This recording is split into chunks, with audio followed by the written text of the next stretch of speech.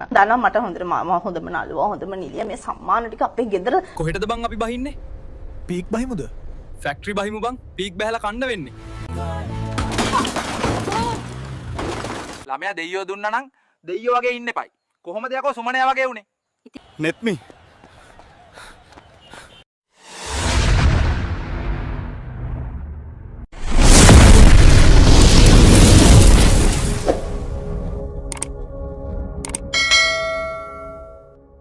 Lights, camera, action. Kanishka හරි හොඳ ළමෙක්. කුණු ගොඩේ මැස්ස මං තේරුම් ගත්තේ පස්සේ මං ඒත් මම පණ පිටින් සදමාලි. දන්නවා මට හොඳට මම හොඳම නළුවා හොඳම නිලිය මේ සම්මාන ටික අපේ ගෙදර සම්මාන විතරයි තියෙන්නේ. අපේ අම්මා තාත්තගේ ඉඳලම මම පොඩි කාලේ ඉඳලා මම මොන්ටිසෝරි යන කාලේ ඉඳලා මට සම්මාන රාජ්‍ය සම්මාන හම්බෙච්ච නිලියක් මම. ළමයා දෙයියෝ දුන්නා නම් දෙයියෝ වගේ ඉන්න එපයි. කොහොමද යකෝ සුමනයා වගේ උනේ? ඉතින් ගමේ හැමෝම කියන්නේ සුමනේ අයියා දෙයියෙක් වගේ කියලානේ. මට A level කරන්න ඕන කියද්දි සල්ලි කියලා බලන්නේ නැතුව තාත්තා software engineering course එකක් කෙරෙව්වා. දැන් තාත්තා පෙරනවා මම බෙදනවා. අඩෝ මෙයා නෙවෙයිනේ ගිය සතිය ඇවිල්ලා හිටියේ. ඕකගේ ඔළුවට ගහපන් යකෝ. මාව අල්ලපන් වරෙන්. කොහෙටද බං අපි බහින්නේ? පීක් බහිමුද? ෆැක්ටරි බහිමු බං. පීක් බහැලා කන්න වෙන්නේ. උඹලා මේ ලෝකේ කිසි දෙයකට බය වෙන්න එපා. හැබැයි ස්කූටර් පදින කෙල්ලොන්ට බය වෙයන්. උන්වත් දන්නේ නැහැ උන් කොහෙද යන්නේ කියලා.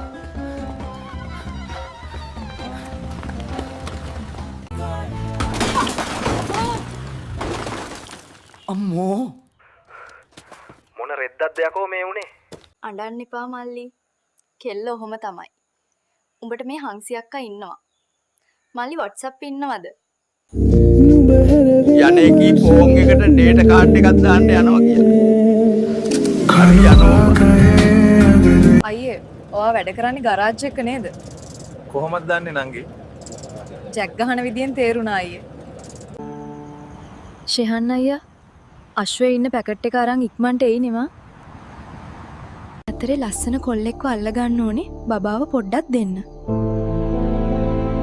මහාන වෙන්න ඕනි කියලා මට බූත් ඒවා තියපු නෙත්මි නංගි නේඩා අර ළමයෙක් වඩගෙන යන්නේ. ඔයාලා දන්නවද? හොටු කෑවට නෙත්මි කියන්නේ මැණිකක්.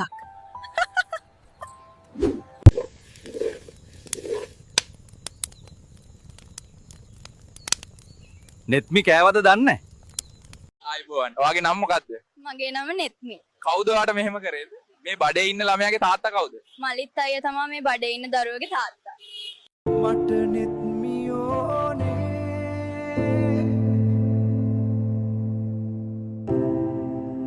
මචං ගිලාර පොඩ්ඩක් හිටපන්. බිසව කිව්වා යුද්ධයට යන ගමන් රීලෝඩ් එකක් දාන්න කියලා. අමතක වුණා. වසල හමාරයි. රාවණ. යන ගමන් මට කමියුනිකේෂන් එකෙන් රීලෝඩ් එකක් දාගෙන යනවද බං? මල්ලි. මොකද ඔච්චර හදිස්සි? හදිස්සි පික්මී ඩෙලිවරි එකක් සර්. මොකා වුණත් කමක් නැහැ ලයිසන් එක ගන්නවා. තාම එල් බෝඩ් පදින්නේ බොසා. හැමෝම කියනවා අමාරුයි තමයි. ඒත් අල්ලන් හිටපන් කියලා. අනේ මට නම් බෑ තවත් අල්ලන් ඉන්න. මං යනවා ලැට් එකට. මල්ලි මාතර බත් කඩේ දැක්කයි ඔහෙ?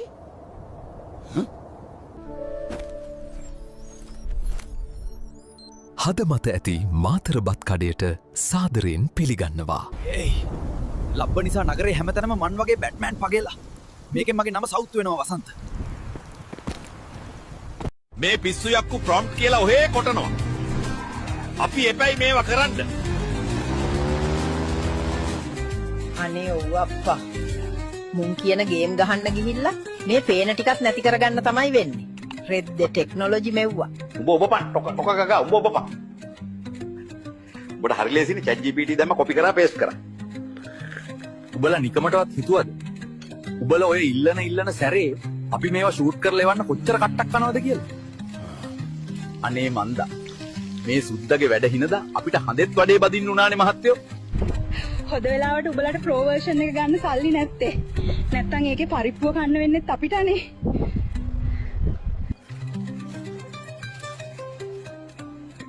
උබලගේ ප්‍රොන්ට් එක ලියන එකාගේ පැකේජ් එක ඉවර වුණ දවසට උබලටත් යන්න වෙනවා. වෙලාවට මුන්ට AI වලින් වැල හදන්න බැරි වුණේ. නැත්තම් මේ වෙනකොට TikTok එක බඩු පොට් එකක් වෙලා.